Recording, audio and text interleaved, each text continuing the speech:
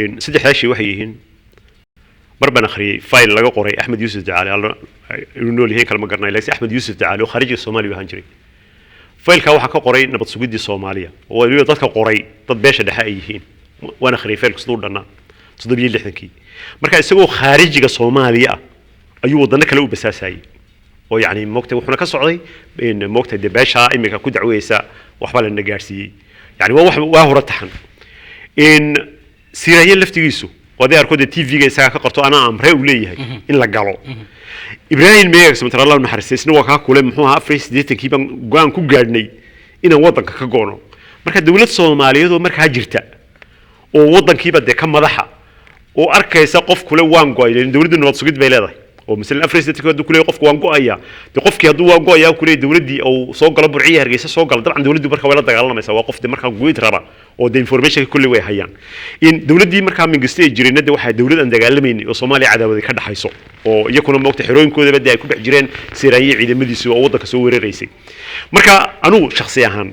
مركز dadkii siyaad bare markaa ka soo horjeeday yaan haanu sideetanadii oo dhan laakiin marna uu gama soo horjeedin siyaad bare waa mareexan waxa laga soo horjeeday siyaad bare wuxuu ahaa xukun military oo wadanka oo dhan oo qabaa'ilkii Soomaalida oo dhan de xoog ku haysta marna laga soo horjeedin qabiil haan oo maan lahayn waa mareexan siyaad bare ugama soo horjeedin in mid kale hadda kaaga soo qaado in Umar Arte wuxuu ahaa baarlamaankii Soomaalida ku jiray ee sibilka ahaa ee dawladii hore wuxuu ahaa dadkii laga doortay Hargeysa isagoo la doortay dadkii ugu horeeyay siyad bar taageeray buu ahaa mid kale kaaga soo qaadaya example kale waxa jiray nin lagu dilay magaalada Hargeysa bishii April 1970 waxa lagu toogtay buurta inaan naxar hoosteeda ee galbeedka magaalada Hargeysa kaga beegan magaalada Hargeysa oo dhan oo durmaana sidata iyo soo baxday damaashaadaysa oo durmaan tumaysa markaa u malayn maayo dadkaas inay moogtahay waxaan maayna daacad fad qaldan oo inay qaatay in laysay daliilo badan oo iyagu ay leeyihiin waxyaalo badan oo soo galeen oo hadii maanta la xisaabtamo iyaga lagu soo oogi karo iyaa jira marka Soomaali waxa weeyaan xukunkii siyaad barana Soomaalidu dhan baa ku jirtay madax waaweyn bay ku lahaayeen in siiraayin laftigiisa 13 sano wasiirka ahaa siyaad barro ahaa Ibrahim Meegaag samatraba qodada uu qori jiray siyaad barre madax badan bay ku lahaayeen dadka marka wax saxiixay dadka wax fulinayay dadka siyaasadda wadanka dejinayay kamid bay ahaayeen marka inay dadkii maanta Soomaali dumarkii deganaa muxuu ahaa in talax deganaa ama buuhood la deganaa ama in deganaa la asqore deganaa ama boorem ama silac deganaa inay dib u eedeeyeen oo ilaahay bari la jireen iyagoo wasiirada ugu waaweyn wadanka ka ahaa oo dadkii caburiyaan oo laayaan waa gif weeyaan ta kalena wax weeyaan 22 sano yani wax ka fool xun oo maanta taanu garan maayo dadka awdal taariikh ka fool xun oo soo martay 22 sano 19 kii laga joogo isticmaalkiina ku dhaho taariikh ka fool xun oo dadka reer awdal soo martay anu ma garanayo arinta waxaan jeclahay inaan u soo noqdo hadalka ugu dambeeya 22 sano dhibaatada ay ku hayeen Somaliland gobolada waqooyi waxaan jeclahay inaan ku weydiiyo hadaan ku weydiiyo Rashid su'aal dagaaladii ugu dambeeyay gobolada waqooyi ka dhacay ama cid lagu laayo waa tan ay sameysay Somaliland qaas ahaan gobolada SSC ay ku soo duushay gaar ahaan gobolka Cayn dadkii badnaa oo lagu laayay xilligii dagaaladii sokeeye ay ka dhacayeen wadanka Soomaaliya qaas ahaan xilligii jabhadaha SNM soo galeen dad badan oo ay beegsadeen baa jiray oo ay ku dileen oo garasho ay ku dileen waxa jira meelooyin weerar ku soo qaadeen sanaaga ay kamid tahay dagaal ka dhacay ilaa iyo haddana way dhaceen xilligii la dagaalamayay Britishka waxa jiray ciidanka infantry-ga badankii wuxuu ahaa qaarkood dad gobolada ka yimid waxa qorshe ameedi ku jirta Soomaaliya maadaama ay tahay garba la tusaa idina wixii qabuuraha ku jira inaad soo qorataan oo tiraada nabayntaana laga laayay Abdullahi waa salaaman tahay waan mahadsantahay su'aashaada weydiisay horta waxaan la yaabanahay habeen kasta oo aan maqlo qabuuraha la soo faagay ama qabuuraha laga soo faagay meesha la yiraahdo Hargeysa iyo meesha la yiraahdo Burco qabuuraha laga soo bixiyay waxaan kala garan lahay qabuurahaas qabuurihii dawladda Maxamed Siyaad Barre ee wadanka oo dhan maamuleysay markii ciidanka SNM soo horkacayeen ay ka dagaalameen galeen guryaha Burco iyo Hargeysa ay galeen ciidamadii meesha ku dhintay jabhadii iska soo horjeeday iyo ummadii Soomaaliya halka ku jirtay baa lafooda ay tahay mise 1992 anigu waxaan goobjoog ka ahaa magaalada Burcaan joogay xamar baan ka imin Burcaan joogay waxaan goobjoog ka ah oo habeenka iyo marqiyaamaha la isoo taagaa 7 casho oo isku xiga in magaalada Burco dagaal ka socday in intaasoo kun oo qof oo Soomaaliyeed oo walba labada beelood oo magaalada Burco badan ay leeyihiin ay dagaal oo halka ka socday dagaalkaasna waxaan la yaabanahay waxay leeyihiin dowladda maxamed siyaad badan lagaysay dagaaladii halkaa 7 casho ka socday waa dagaal maanta waxa iyaga gudahooda isu geysteen labadii beelood ugu waaweynaa goboladaas ee gobolka Tuulada iyagu isu geysteen waxa goobjoog ku ah ninka maanta hogaamiyaha ka ah oo xisbiga kumiyay Maxamed Kaahin la yiraahdo maalintii dagaalku ka dhacay magaalada Baro 1992 ay labada beelood halka isku leeynayeen in kastoo aan jeclay inaan kale isticmaalo ereyga beelaha magacyadooda aan sheego waa la garanaya maadaama ummad Soomaali af Soomaali ku hadasha ay dhageysanayaan in Maxamed Kaahin isagoo go'shaala huwan uu markii uu dagaalka hurnayeen uu yiri waan ku khasaarnay dagaalka SNM-ta waxaan ogahay Xaaji Cabdi Waraabe iyo 40 oday oo ka yimid magaalada Hargeysa oo u soo gurmaday inay baqtiyaan dagaalka halka ka dhacay ee labada beelood isku dilayaan inay ku guuleysan waayeen in meel 10 kilomitir magaalada u jirta xagga Sheekh ka xigta inay istaageen laba casho halka ay jeegeen dagaalka halka ka dhacay waxa badbaadiyay oo kala dhex galay dadka soo jeeda gobolada Khaatimo laba gaari oo Jaraal Maxamed Cali Shire uu wato iyo odayaal yaa kala dhex galay oo kala jooday dagaalka halka ka dhacay kala joogay waxa ayaan daraa iyaga oo saa loo geystay oo saa loo kala joodiyay oo saa loo kala dhex galay in maanta ay u soo jeestaan in ummadii Soomaaliyeed ee la deganeed dhulka ay ka dhigaan waxay laayaan waxay agta hoosteeda galiyaan waxay caburiyaan waxay u diidaan in ay masiirkooda siyaasadeed ay ka hadlaan waxaad ogtihiin 2012 inay dagaalo ku soo qaadeen magaalada Kalshaale tuulada Kalshaale meegaal iyo Hagoole shacbiga halka degan ugu yaraan 400 oo qof ayaa halka ku dilayeen 400 oo qof ayaa halka ku dileen oo maamulkaas uu madaxda ay ka yahay Siilaanyo oo shacbiga gobolada Cayn ama gobolada SSC oo halka ku laayay waxaan anagu umada Khaatimo ka codsanaya inay taalo uga dhisaan magaalada Boohol dhexdeeda la yiraahdo taalada Kalshaale oo ay ku qoraan halyeeyadii u dhintay dhiig umada u dhintay inay difaacaan mabda sidii ciida iyo calankaas umada Soomaaliyeed mar labada sharafta ay soo noqoto sida waxa dhacday in magaalada Berbera ay magaalada Hargeysa ka dhisantay taalo ay ugu talagaleen ay yiraahdeen waa taaladii Maxamed Siyaad Barre 20 sanadood waxay ciidan haysteen iyo waxay xoog haysteen iyo waxay lahaayeen awood shacbigii gobolada Sool Sanaag iyo Caad bay la dul joogan shacbiga gobolada Awdal bay la joogan shacbiga gobolada Maakhil bay la joogan maantana waxay wataan in ay leeyihiin maanta suldaan kaliya oo jooga meesha la yiraahdo Hargeysa ma jiro oo ka socda gobolada Awdal suldaan kaliya oo garaad kaliya oo jooga oo maamulkooda taageersan ma jiro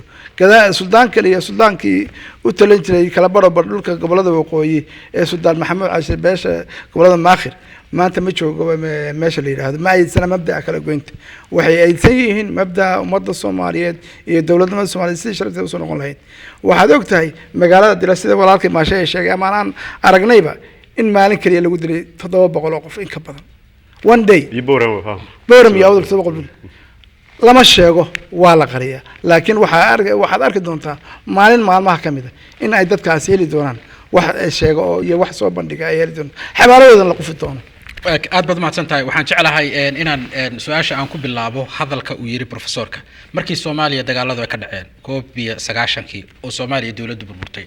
gobolada waqooyi way go'aan bay gaareen inkastoo professorku noo sheegay 84 inay qorshahani waa qorshe ay hore u sii gaareen arinta waxay ku keentay dadkii kala gobolada la deganaa Hargeysa haday ku noolaayeen haday Burco ku noolaayeen haday Ceerigaaba ku noolaayeen inay ka qaxaan noloshiina ay ku adkaatay dadkii gobolada deganaa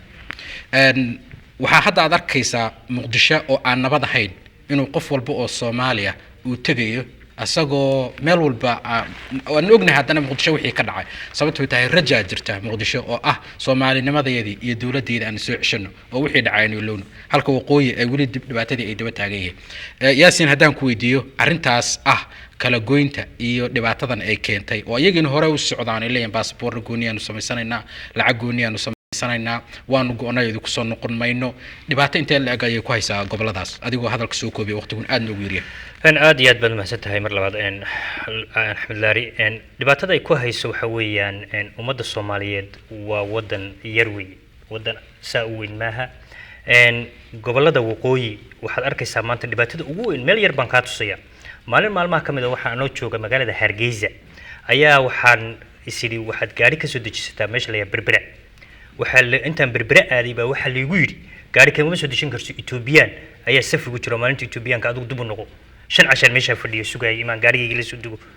wiilal yar oo Ethiopian inta Ethiopia ka soo baxaan gaari kaligood wata cunto xitaa kama cunin meel kama cunaan marka waxay ku tusaysaa midnimadu dadka ummadda Soomaaliyeed in la rabo in la kala googooyo nin walba goonidiisa dhulkiisii waa meel deked baanu leenahay xeeb dheer baynu leenahay marka waxa soo dhan leynoma qooraayo marka ummad kale lafteenu waxaad arki kartaa ummad kale inay meesha ku dhex jirto oo raba ummadan inay wareeriso waxa iyadana ku jira dad qabiil wareeriyay oo raba inay madaxweyne shaati madaxweyne mar xidhaan oo qabiil yar meel ula go'aya kana dhaadhicinaya in reerkaasi aanay isu geli karin marka waxa weeyaan aqli gal ma aha waqooyi oo 5 gobol ah imay goodo 2 gobol hadda waxaan rabaa imay go'aan weeyaan hadda inta kale waxa rama Soomaali weynti waxa Soomaali weyn ku weydayna ee ku helimaysid qabiil reer ku helimaysid waayo 25 ka sano aynu dawlad la'aan tahay ayaynu dareenay waxay dhibaatada leedahay midnimada Soomaaliyeed marka midnimada Soomaaliyeed wax ka weyn madax meel ka sareeyo la taabto male midnimada Soomaaliyeed wax la taaban karo ma goboladaas dadka ka tirsan oo waliba majority-ga in la dhageysto oo la maqlo madaxweynaha Soomaaliyeedna uu dhag u taagoy hadda waxa ka socda Turki shir baa ka socda dadkii Soomaalinimada diidana in dhagaha loo furaayo dadkii Soomaalinimada rabina dhagaha laga furaysanayo waxaan jeclahay inaan u gudbo su'aal kale oo aad u muhiim ah oo idinka qaarkiin aad ka shanqariseen sida aanu ognahay SNM2 markii ay soo gashay wadanka Ethiopia soo fangareyn jirtay markii ugu dambeysana ayada soo saamisay ayaana taageerisay hadda xuska la xuso May 18 waxa aad loogu mahad celiyaa wadanka Ethiopia dawladda federaalka way gabtay inay taageerto qaatumo iyo Awdal State iyo Maaqirba inay si ay balance-ga waqooyi u sinno inay taageerto anagoo jeclaan lahayn iyo arrimahan kale oo Somaliland haddana ay ku dhacayso waxaan u arko shidaalada iyo resourceska ku jira gobolada waqooyiga Soomaaliya sida gaar ahaan gobolka Sool shidaal ku jira professor adoo iisoo koobaya dhibaato intee la ag bay influence intee la ag bay arrintan Ethiopia ku leedahay Ethiopia meena wadanka kala go'ay rabtaa Xasan Sheekh Maxamuud miyuu gabay xilkii ka saaraa gobolada waqooyiga maadaama aad tahay aqooyahan xagga shidaalka ana arrintan kala go'a ay wadaan iyo gaar ahaan goboladan ay ku doonayaan ma ka mid tahay arrin dhaqaale ay ku raadinayaan qaasaan shidaalka horta arrinta hore aan ku horeeyo Ethiopia horta kullay Ethiopiyadii 19 ka horeysay iyo Ethiopiyada 19 ka dambeysay way kala duwan yihiin 19 Ethiopiyada jirtay markaa waa ninkii la oran jiray Mengistu Haile Mariam ee wadanka markaa dictator-ka ahaa Mengistuna wuxuu ahaa cadowga ugu weyn ee Soomaaliya Ethiopia bal ay leedahay labadaba cadowga ugu weyn buu labadaba ku ahaa maalinta mudan in la xusana waa maalintii uu dhacay Mengistu Haile Mariam oo aan moogtay iyadna 22 ama 23 May 4 cisho bay ka dambeysay markii iyagu gooyda ku dhawaaqdeen way haduu maalinta sii jiri lahaa waxaan marinayaa Soomaaliyeed inay jirteenba mar kulli maalinta waxa mudan in la xuso maalinta uu dhacay muxuu ahaa Mengistu Haile Mariam way balay yani Ethiopia iyo Soomaaliya khatar ku ahayd buu ahaa taa markaa kulli iyadoo aan ka sii hadli doonaa tan kale shidaalka waxyaalaha ugu weyn ee gruubadan SNM-ta iimaanka ka qaaday ee waxa soo qaladay iyo qardajeexay galayaan u geeyaan waxay la tahay inay tahay shidaalkii laga baarayay Awdal iyo laga baarayay